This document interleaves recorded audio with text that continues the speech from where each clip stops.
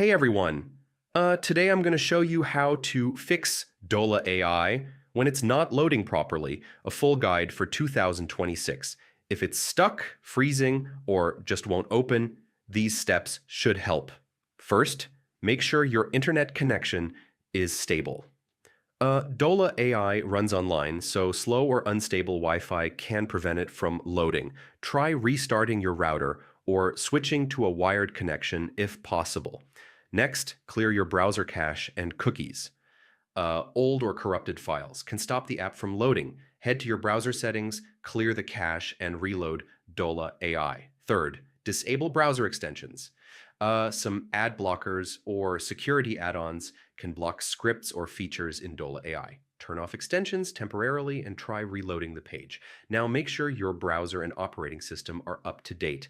Outdated software can cause compatibility issues, so update, restart, and try loading Dola AI again. Finally, if it still won't load, try a different browser or device. Sometimes switching from Chrome to Edge or using another PC or laptop can fix the issue and isolate the problem. And that's it. These steps usually fix Dola AI loading problems. If it still doesn't work, contact support. They can help with account-specific issues. Thanks for watching.